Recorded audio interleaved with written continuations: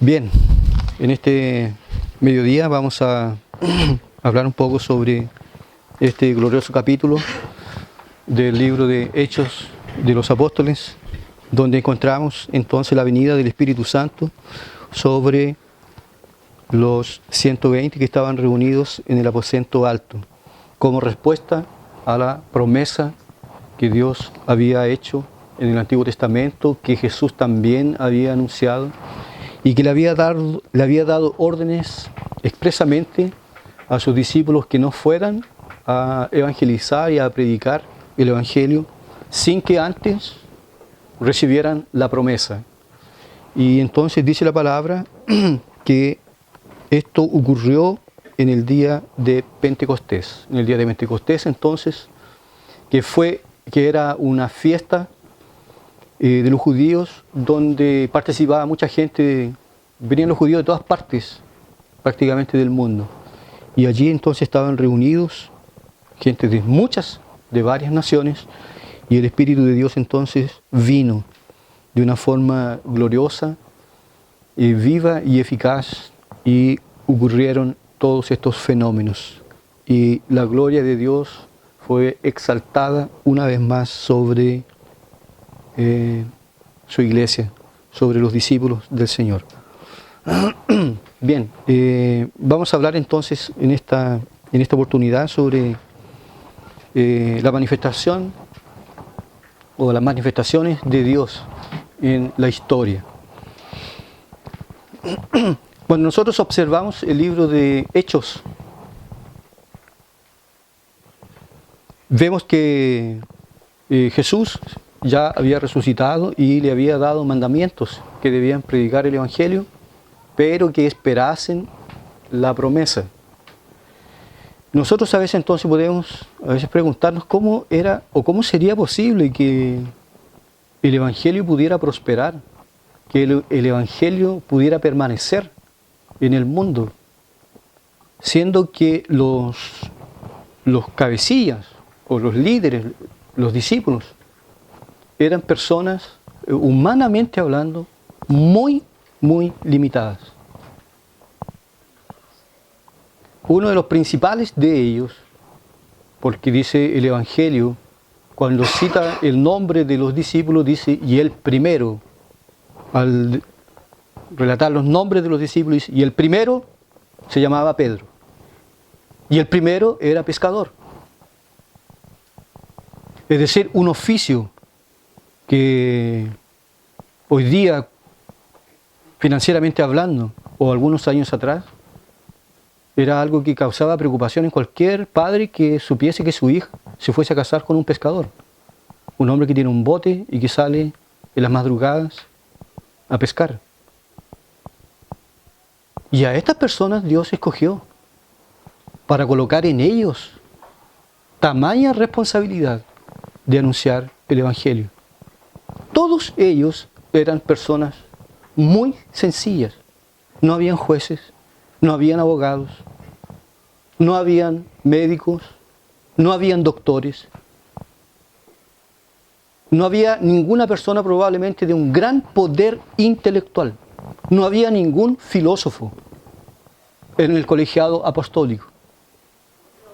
Además de esto, de las capacidades intelectuales ser bastante limitadas de los discípulos, ellos también tenían sus disputas, tenían sus rencillas, y pocos momentos atrás Pedro había negado a Jesús, había dicho que él no lo conocía.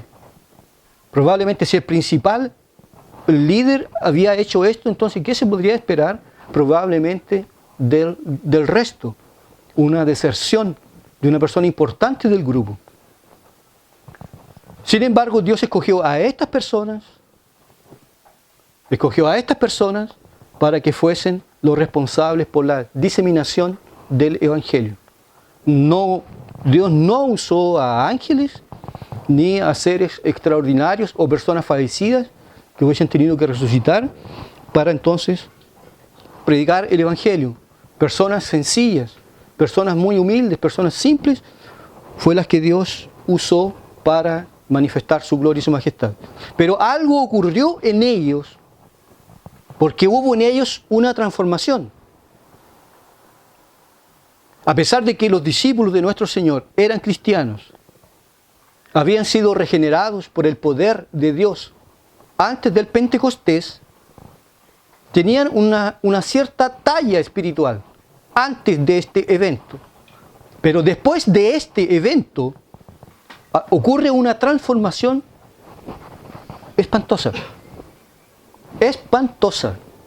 ¿De qué forma y de qué manera? Dice entonces la palabra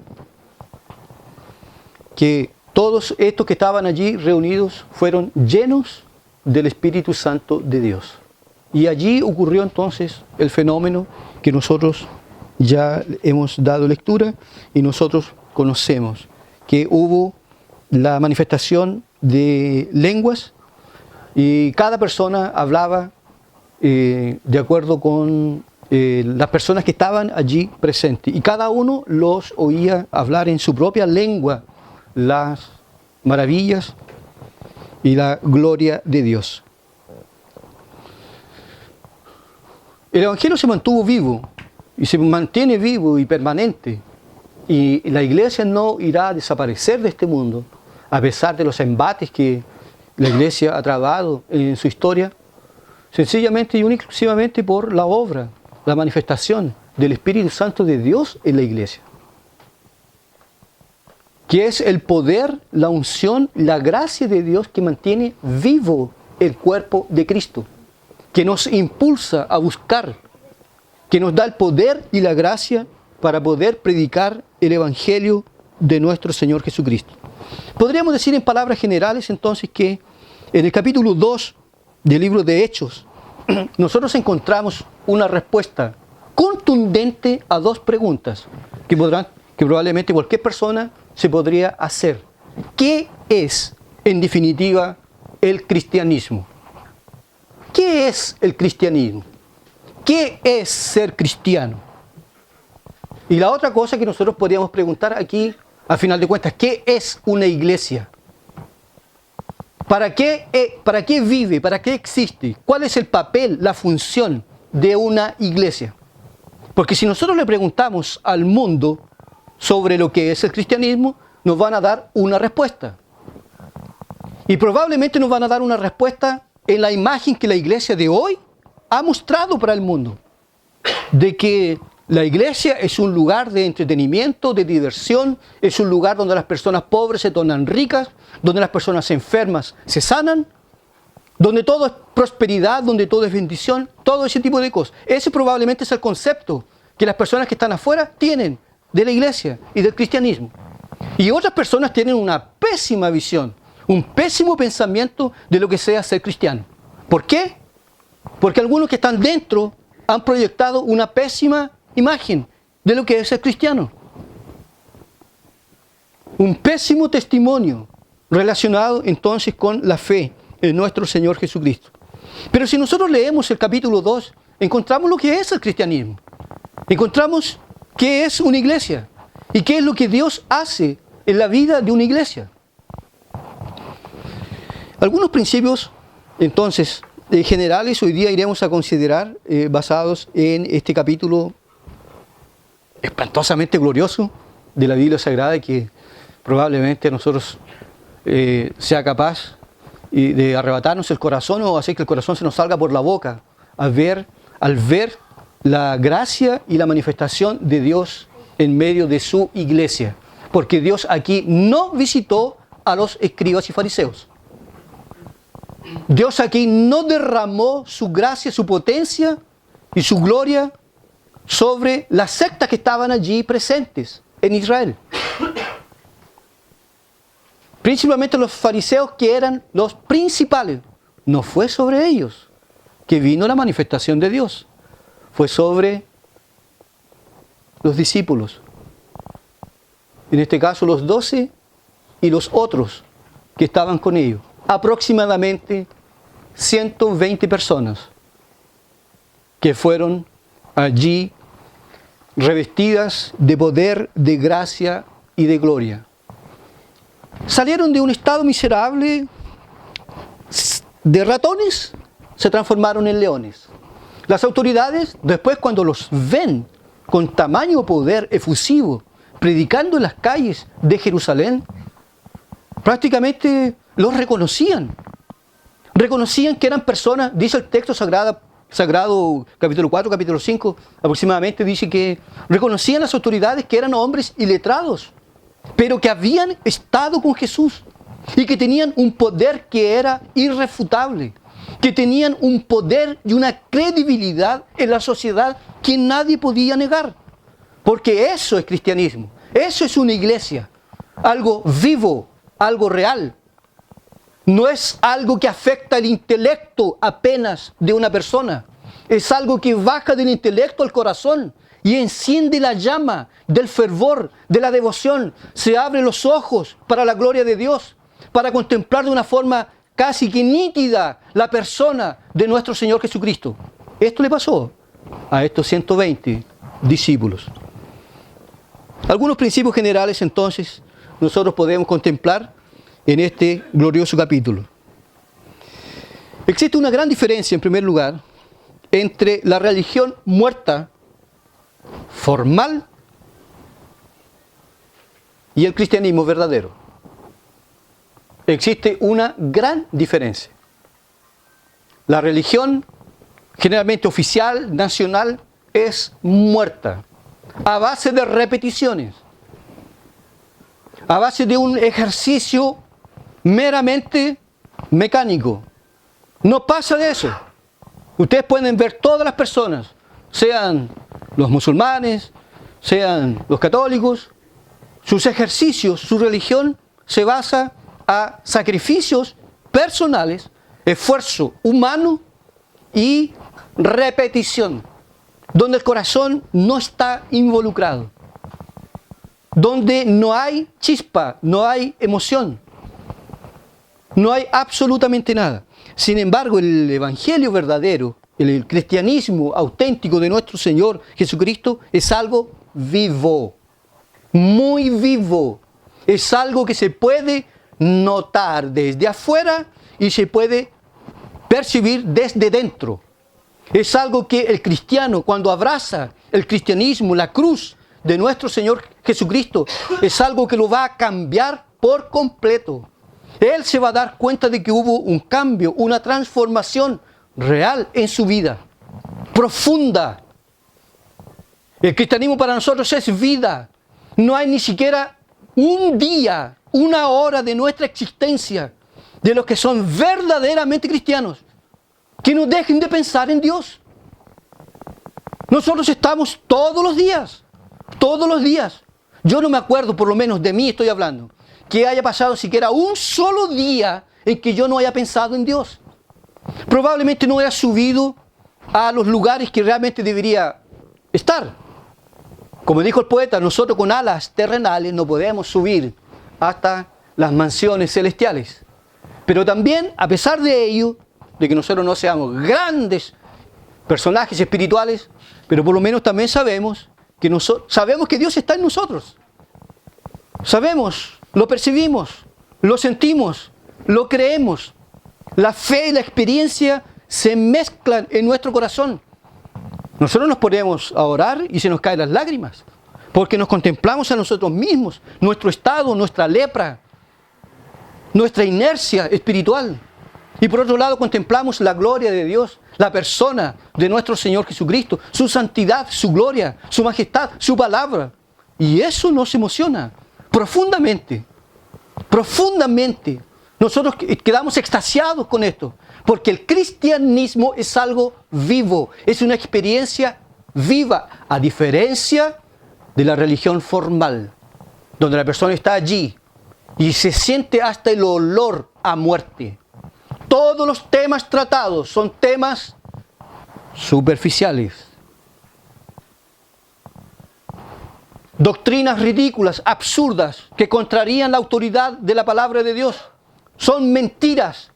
Todos los dogmas son mentiras. Sin embargo, se creen y se abrazan como si fuesen la máxima expresión de la verdad.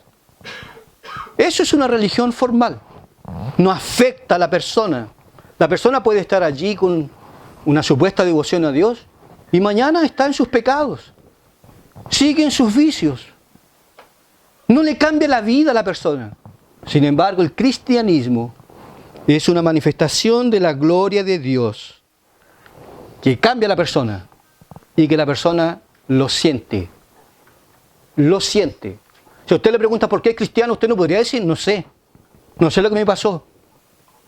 Usted tiene una respuesta. Yo era así y ahora soy así. El más Dios de Efesios 2. Yo estaba muerto, yo solamente sé decir una cosa, que yo estaba muerto en delitos y pecados.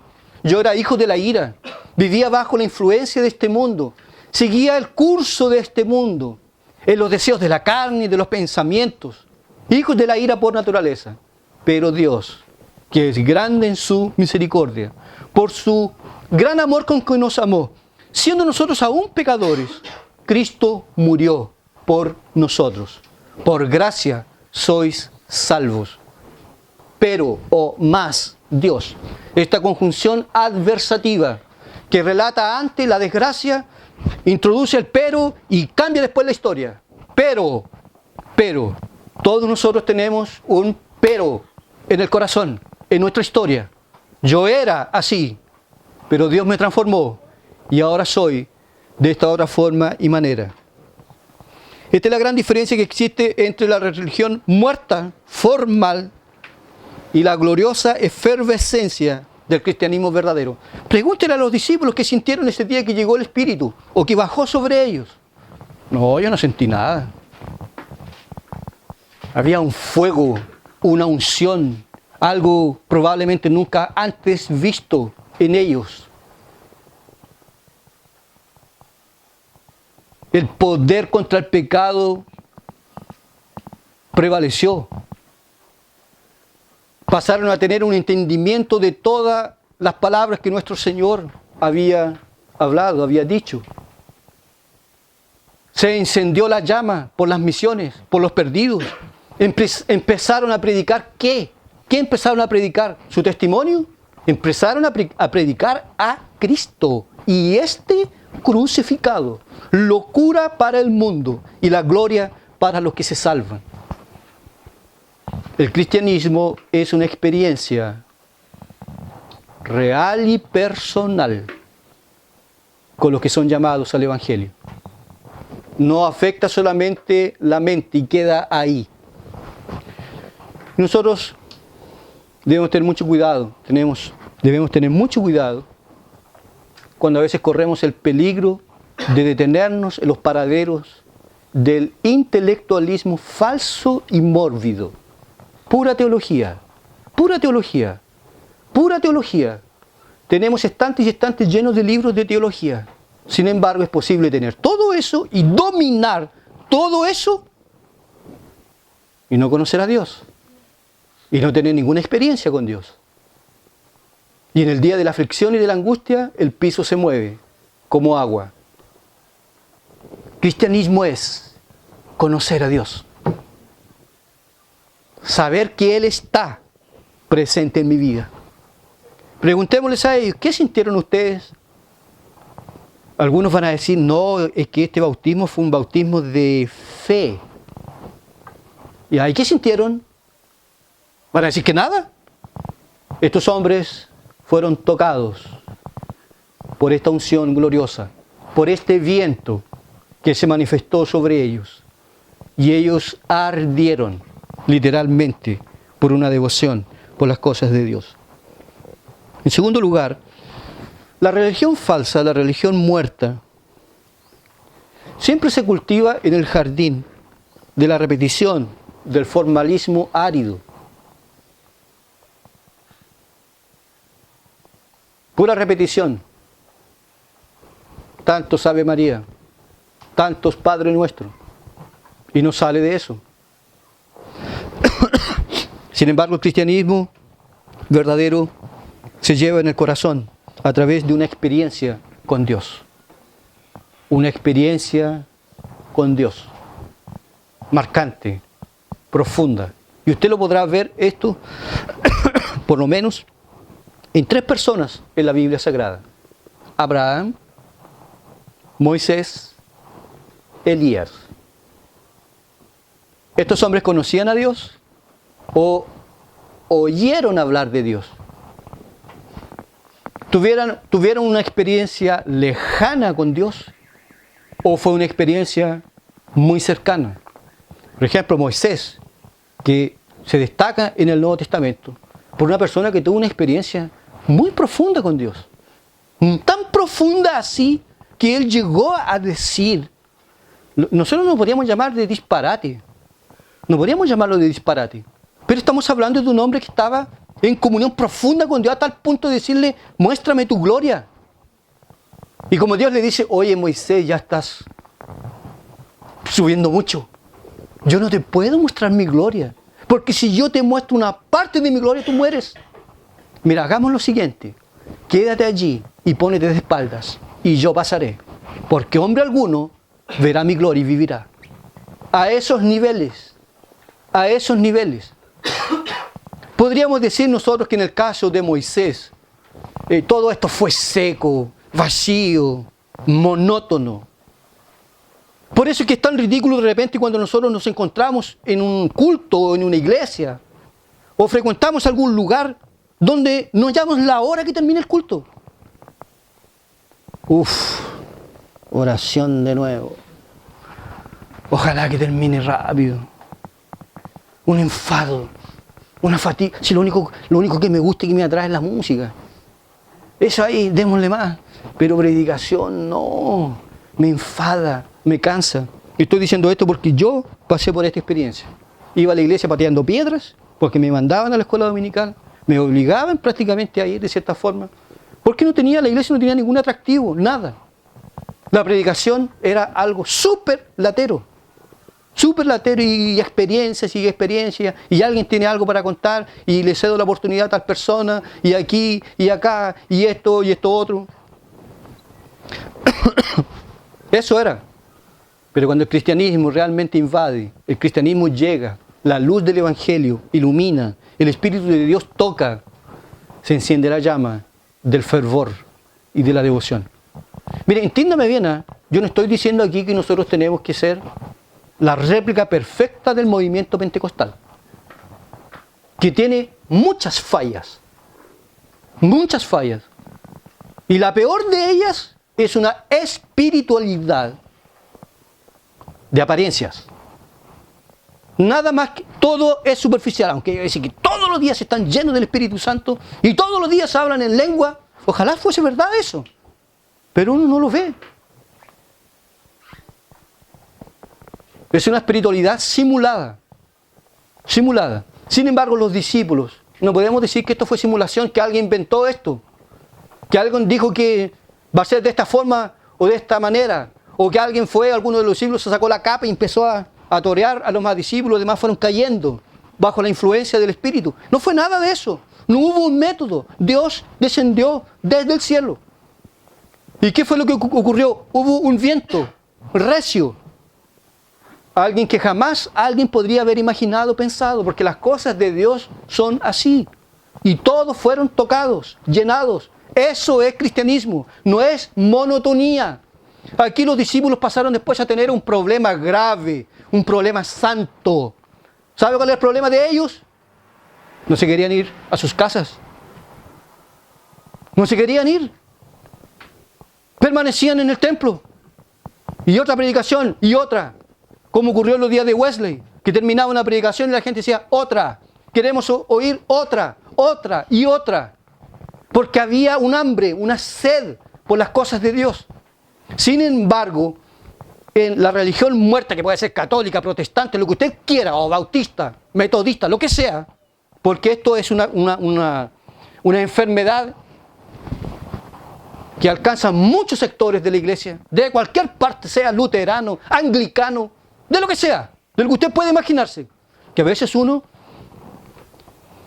incluso un tiempo atrás visité una iglesia bautista en el sur de Chile y misericordia, una iglesia pequeña, una iglesia muy pequeña, 45 minutos de avisos.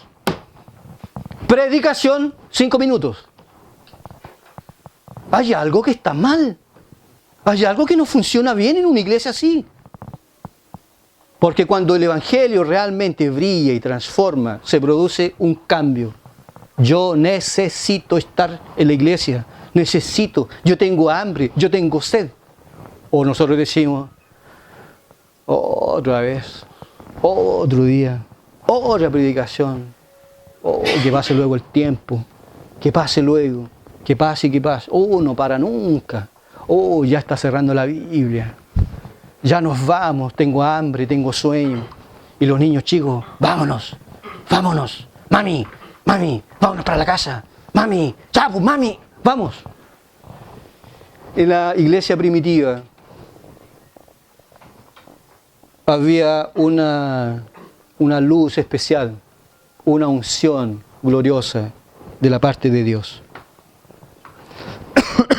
Abraham, Moisés, Elías la tuvieron y muchos santos la tuvieron. Y nosotros debemos preocuparnos que esto esté presente también en nosotros. El fervor, la devoción, que caracterizan o deberían caracterizar nuestro cristianismo verdadero. Que para nosotros sea una cosa, pero así gloriosa, maravillosa, estar a solas con Dios. Es un deleite tomar la Biblia y perderse en el tiempo. Y pasaron ya hora y media. Maravilla, maravilla. Y debería ocurrirnos lo contrario con cosas relacionadas que no edifican. No edifican. Es pura diversión, entretenimiento. Pero algunos de nosotros a veces en una predicación el sueño nos azota. Pero con las películas, con los partidos y con la política, nada. Estamos vivos. No hay sueño, no hay nada. Luego las cosas de Dios. Pero aquí nosotros vemos algo muy diferente. Había una relación con Dios. En tercer lugar, la religión formal, la nacional, a veces. El gran problema de ella es que nunca se relaciona directamente con Dios. Pero el cristianismo verdadero siempre hablará de las maravillas de Dios. Porque dice el texto sagrado aquí que los oían hablar las maravillas de Dios. En este caso fueron en lenguas. Que ellos entendían. ¿Pero qué les oían hablar? Las maravillas de Dios. La religión muerta, vacía, formal, seca, nunca se relaciona directamente con Dios. Siempre es algo muy lejano, muy distante. Algunos parece que le llegan a tener miedo. Hay un sillón blanco en la iglesia. Cuidado con pasar por cerca, porque Dios está sentado allí. En otras iglesias dibujaron un ojo real en la pared para que nadie se mueva, porque el ojo de Jehová está sobre ti. Temor, miedo, espanto, tiene la visión que tienen algunas personas. La religión verdadera jamás se relaciona con Dios de una forma correcta. Siempre es monótona, siempre es mecánica. Siempre tiene que ser a través de un alguien, a través de una otra persona. El cristianismo verdadero siempre se relaciona con Dios, siempre nos llevará hacia Dios y siempre nos hablará de las maravillas de Dios, no del hombre, no del hombre. Ustedes no necesitan aquí escuchar mi testimonio, hermanos, yo, cuando no era cristiano. Bueno, todos nosotros sabemos qué es lo que es el hombre sin Cristo. No hay nada que se pueda salvar del hombre. Y no hay necesidad de andar diciendo que yo fumaba droga, que yo me prostituía, que yo tomaba. Nosotros ya sabemos cómo es el hombre sin Dios, sin Cristo. Algunos son como ratones, son inmundos, y otros son pecadores como conejos. Son inmundos, pero son más bonitos. ¿Ah? Son buenos pecadores. Pero si usted ve en la Biblia, el ratón y el conejo, los dos son animales inmundos ante la ley. Solo que nosotros podemos encontrar el conejo muy hermoso, muy lindo, pero es inmundo. Pero algunos pecadores son así. Y sin Cristo no hay nada que se pueda salvar. en nosotros. No hay necesidad de estar hablando de mí, de hablar del hombre, solamente del hombre, de lo que el hombre puede. Tú puedes. Si tú lo declaras, si tú lo crees, tú puedes. Porque la Biblia dice, todo lo puedo. Que nosotros somos una especie de super cristianos, que todo lo podemos en Cristo, que nos fortalece. Es como si Jesús nos pasa a nosotros un cheque en blanco firmado, y tú le colocas lo que quieras ahí. ¿Qué va a pasar? ¿Qué va a ocurrir? Una especie de confesión positiva. El verdadero cristianismo nos llevará hacia Dios. La persona de Dios nos hablará las maravillas de Dios. Porque esto fue lo que ocurrió en este día. Les oían hablar. ¿De qué? ¿Estaban pidiendo plata? ¿Estaban anunciando un show de curas? ¿El pasillo de los milagros? ¿Pasar por un túnel con sal gruesa para que los demonios se espanten y se alejen? ¿Qué estaban hablando? Las maravillas de Dios, la palabra de Dios, la gloria de Dios, el evangelio de nuestro Señor Jesucristo, que el que fue juzgado, fue condenado, fue crucificado, fue muerto, sepultado, pero que al tercer día resucitó con gran poder y gloria, y que hoy está vivo y presente entre nosotros. Y nosotros somos testigos de todas estas maravillas. Y todos decían, ¿pero cómo? ¿Pero cómo? Las maravillas de Dios. Por eso que nosotros nos deleitamos en oír a algunos predicadores, que puede ser que nosotros no los hayamos escuchado personalmente, pero de repente nosotros podemos ver un video y a nosotros nos causa una sensación de gozo, de alegría, cuando se nos hablan sobre las maravillas de Dios.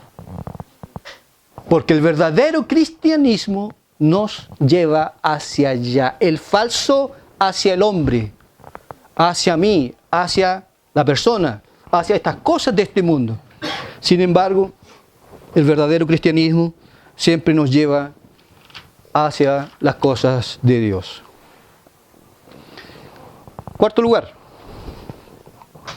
al examinar este capítulo, podemos darnos cuenta de que Dios ha visitado gloriosamente a su iglesia, pero Dios nunca ha visitado una secta. ¿O ha habido avivamiento entre los católicos? ¿O ha habido algún avivamiento entre los testigos de Jehová o los adventistas del séptimo día? ¿Ha habido? Dios siempre ha visitado a su iglesia, porque es su iglesia la que está comprometida con la verdad. El Espíritu Santo reconoce solo la verdad. Solo la verdad. Pasa el imán y solo se pega a la verdad. Donde está la verdad, el Espíritu de Dios allí reconoce tal verdad. Porque es suya. Porque le pertenece a Él. Y la bendice y la prospera. Por eso es que si nosotros queremos tener prosperidad espiritual, prediquemos el Evangelio. Prediquemos la palabra. No nos metamos con métodos. No inventemos cosas. No digamos así, vamos a hacer la iglesia crecer. Y para hacer la iglesia crecer, entonces vamos a hacer una cena, hermanos. Y las mujeres casadas que tienen maridos incrédulos, los van a llevar a esa cena. Vamos a preparar todo, vamos a conseguir un hotel y allí entonces iremos. Y después cuando estemos listos para servir la cena, entonces aparece el pastor. Y le da una pequeña palabra. Bueno, nosotros estamos aquí, no es solamente por la cena, sino también una oportunidad para aprovechar y hablar del Evangelio. Los hombres se miran, era una trampa. Era una trampa. Y miran a sus mujeres. No necesitamos de esas estrategias. No necesitamos vestirnos de payasos, como lo hemos dicho varias veces aquí. No necesitamos ser radicales, como algunos dicen que tienen que ser radicales. No necesitamos inventar nada, necesitamos apenas predicar el Evangelio. ¿Cómo está en la palabra? Que Dios bendice la verdad, la palabra. Nada más que la Escritura Sagrada.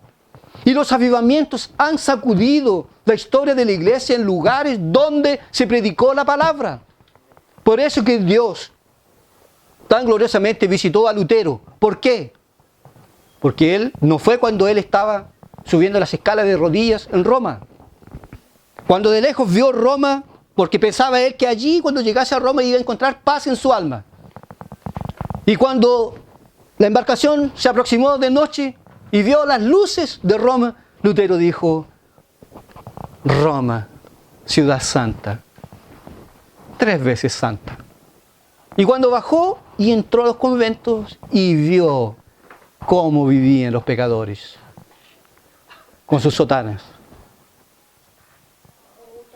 quedó admirado y volvió a Alemania con un vacío mayor,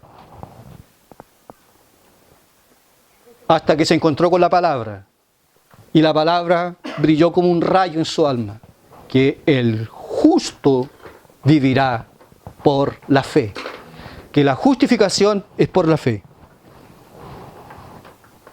Por eso la mejor cosa que nosotros podemos hacer es diseminar la palabra, diseminar las Escrituras, que el Espíritu de Dios la bendice, la reconoce. Dios siempre ha visitado a su pueblo cuando está la palabra de Dios en el púlpito. Dios nunca ha visitado una secta. ¿Dónde están los fariseos de aquí? ¿Los escribas? ¿Los publicanos? ¿Dónde? No están. Dios está ¿dónde ahora? En 120. Que le sirven, que le aman, que oran, que claman, que ayunan, que suplican, que buscan. Usted tenga esperanza, que en sus tribulaciones y angustias busque a Dios. Búsquelo, tránquese y no salga de allí hasta que usted se sienta tocado por Dios.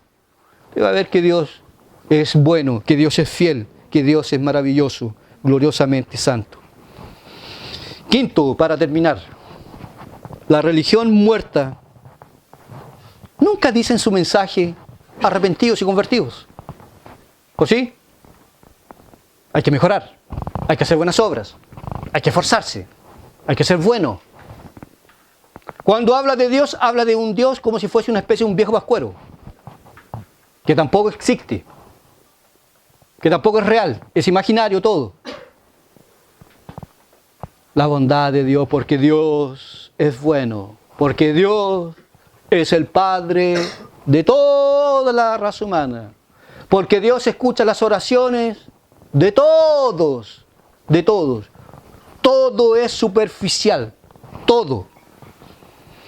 Pero la religión falsa nunca va a hablar sobre un arrepentidos y convertidos.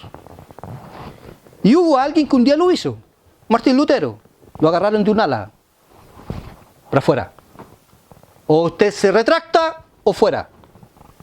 No me retracto. Fuera. Porque una secta nunca se puede reformar. En la secta no existe fides reformata, semper reformando. No existe eso. No va a existir nunca. No es que yo estoy en mi iglesia, estoy intentando reformar mi iglesia. ¿Sabe? Lo van a agarrar de un ala para afuera. Para afuera. ¿Por qué? Porque no puede. No puede, porque ahí no se predica la palabra, no está el arrepentidos y el convertidos. Como el apóstol Pedro lo dijo más abajo, cuando se levanta como un león ese día y dice: varones hermanos, pa, pa, pa, pa, pa, y empieza con la ametralladora.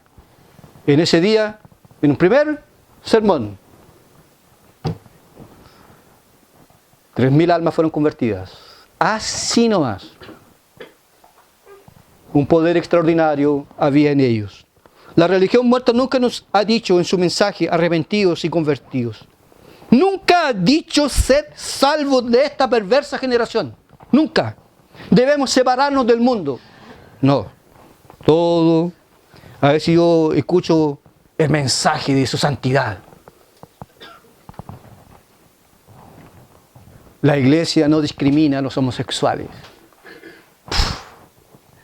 ¡Qué profundidad!, ¿no? Tantas horas de estudio para llegar a esa conclusión. Y lo peor que lo hacen.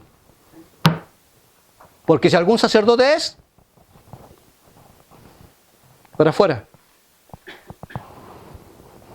Sin embargo, el verdadero evangelio siempre va a estar con esta predicación: arrepentidos, convertidos, porque el reino de los cielos ha llegado. Cuidado, examine su corazón. No sea que alguien se aleje secretamente de la verdad y anide en su pecho el pecado y la maldad y se endurezca y finalmente perezca. El Evangelio verdadero es así. Si nosotros vemos la historia de los puritanos, leemos las predicaciones de los puritanos, es algo impresionante, impresionante. Thomas Watson, usted lee los sermones de él, cuando él evangeliza, cuando parece que saca a alguien del infierno y le dice, habla tú ahora sobre la vida en el infierno, ¿cómo es? Después parece que agarra a alguien del cielo, baja aquí, habla cómo es la vida en el cielo. Y los pecadores estaban allí contemplando tamaña verdad. O la gran predicación de Jonathan Edwards, que si usted la puede escuchar, pero un fusil, es un fusil. Pecadores en manos de un Dios airado. Eso es evangelio. Eso es cristianismo. El evangelio siempre a nosotros nos va a decir, sed salvos de esta perversa generación. Esta generación que hoy día nos dice, nos mira y nos dice así, ¿saben qué? Ser homosexual, ser gay, es ser inteligente. Está en la moda. Asume, asume. Si te gusta otro hombre, ¿cuál es el problema? Es lindo. Es ser lindo, ser afeminado. Es tener clase, fumarse un cigarro como una mujer siendo hombre, es la cosa más elegante que hay. Y se impregna eso. Y a nuestros niños ya se les está enseñando en las escuelas ciertas cosas que van contra la palabra de Dios. Pero el cristianismo verdadero siempre levanta su voz, diciendo arrepentidos, convertidos, sed salvos de esta perversa generación. Y principalmente el Evangelio dice, en el hombre no hay nada bueno. En el hombre no hay ninguna luz interior. Ni un rayo de luz hay en el hombre. No hay nada bueno. De arriba abajo, heridas, contaminación, corrupción, perversión, adulterio. El hombre es dueño. El hombre es esclavo de la lujuria, de sus pasiones perversas, de la inmoralidad. El hombre bebe eso como el agua. Y necesita urgentemente un Salvador. Y ese Salvador tiene nombre. Es Cristo Jesús, el Señor. Muerto y crucificado y resucitado el tercer día por el poder de Dios. Venga, arrepiéntase, crea, venga a Él, entregue su vida a Él, porque Él es gloriosamente misericordioso con todos aquellos que se acercan a Él. Cristo es nuestro todo. Nosotros a veces, ¿no le ocurre? Que nosotros a veces andamos como que vacíos, vamos a dormir y ya amanecemos con un vacío interior y empezamos a hablar con Él, a conversar con Él y Él nos llena con su gracia. Esto no es psicología, no es ninguna psicología, es una experiencia pura y verdadera. Cristo está presente en nuestra vida, todos los días de nuestra vida y en el día final. Incluso, si en algún día, un jueves por la mañana, en una carretera, bañados en sangre, tengamos que dejar este mundo, de un momento a otro, allí estará Él, recibiéndonos en gloria, recibiéndonos en las mansiones celestiales. O en el día que nos digan, ¿sabe qué? Usted tiene apenas 3 meses de vida. Va a tener que dejar hijos, esposo, y todo lo que conquistó. Todo la pared llena de títulos. No va a servir de nada. Va a tener que partir. Pero yo tengo un buen programa, un buen plan de salud. Aunque tenga el mejor doctor en medicina de cabecera, no lo va a poder salvar. No va a poder. Pero tenemos la esperanza que nos encontraremos con el Salvador. Que un día las cadenas se romperán. Que la jaula se abrirá. Y que nuestras almas dejarán este cuerpo de pecado para estar entonces para siempre con el Salvador. Sin marido, sin esposa, sin hijos, sin jefes, sin enemigos, para juntarnos en las mansiones celestiales con Dios por toda la eternidad. Yo le pregunto a usted que nos escucha hoy, ¿es Jesús su único y gran Señor? ¿Su único y gran Salvador? ¿Su cristianismo es formal? ¿O es algo real, vivo y glorioso? Que usted lo vive día tras día. Su cristianismo, yo te pregunto, ¿tú lo mantienes bajo control? ¿O Él te controla a ti? Aquí, ¿quién controla a quién? El Espíritu controla a los discípulos. Los discípulos no controlan al Espíritu. En tu cristianismo, ¿quién controla a quién? ¿Tú lo controlas? Ahora voy a llorar y apriete un botón. No, yo no lloro. Y no lloro. ¿Quién controla a quién? Ojalá que tú seas controlado por el Evangelio de nuestro Señor Jesucristo.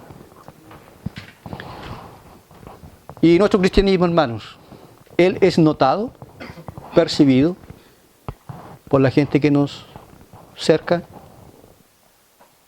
Porque podríamos decir de estos discípulos que no, nadie notó lo que pasó allí. Nadie supo. Vivir el Evangelio de una forma real es como tener un elefante atrás de uno. Y intente esconderlo.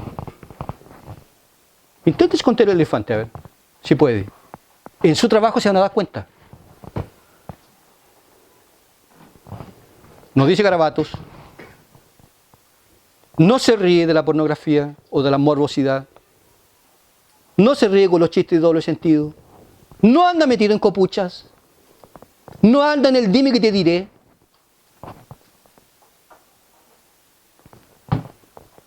No anda con coqueteos con una, con otro y con otro. Algo está pasando ahí. Y no va a faltar que llegue alguien y le pregunte, oye, una preguntita. Bueno, en el lenguaje del mundo, ¿no? Tan joven tú, inteligente, y eres canuto. ¿Tú vas a alguna iglesia? Tenga usted cuidado. Si su evangelio, si su cristianismo es secreto, muy secreto, un agente secreto, nadie nunca supo que era cristiano. Este evangelio, este cristianismo que nosotros vemos en este capítulo, todos lo notaron. Y usted puede leer toda la lista. Árabes, partos, medos, de todas partes del mundo, notaron. Y más adelante, todos sabían que ellos habían estado con Jesús. Yo no estoy diciendo con esto, hermanos, porque considero que el movimiento carismático, católico carismático, llamémoslo carismático, como un todo es una farsa, porque simula lo que no es verdad. Nosotros tenemos que preocuparnos en vivir el verdadero evangelio de nuestro Señor Jesucristo. Y los fenómenos con Dios, con el Señor.